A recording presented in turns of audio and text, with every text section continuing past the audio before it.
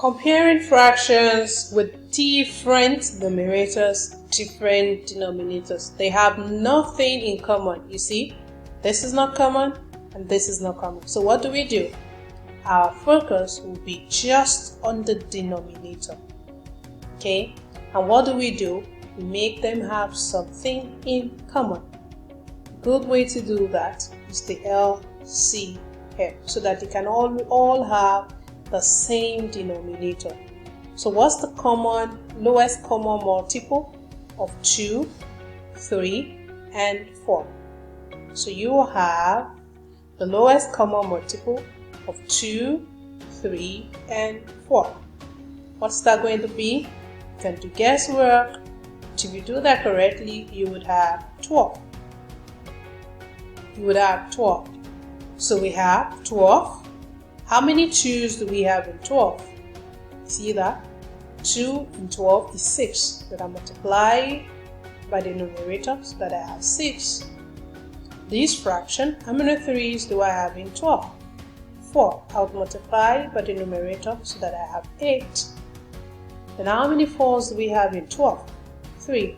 I'll multiply by the numerator so that I will have 9. This way, what this means that the equivalent fraction to this 1 over 2 is 6 over 12, and 2 over 3 is equivalent to this part, 8 over 12, while 3 over 4 is equivalent to 9 over 12. So this way, you see that since they have the same denominator, we can now arrange them as we wish. If we want to arrange in ascending order, from the smallest to the biggest, which one will be the smallest? 6 over 12, right? So 6 over 12 is smaller, followed by 8 over 12, and followed by 9 over 12. That's in ascending order. Descending will go the other way. Okay? So when you want to compare fractions that do not have anything in common, make them have something in common by looking for the LCM. Let's see another example. Here we have 7 out of 9, and I have 5 out of 8, and I have 5 again out of 6. What would be the common denominator to all of this? What would be the LCM? You have 9, you have 8, and you have 6.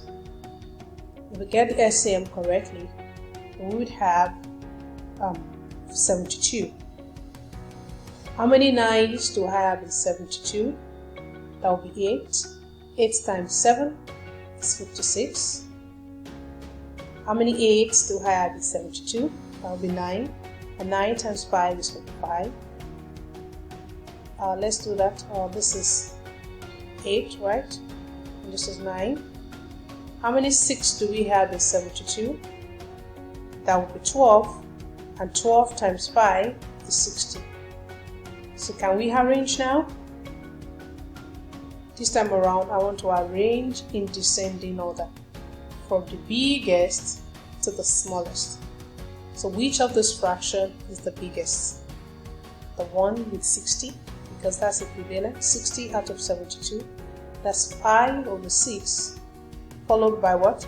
The one with 56 out of 72. 7 over 9. Followed by which fraction?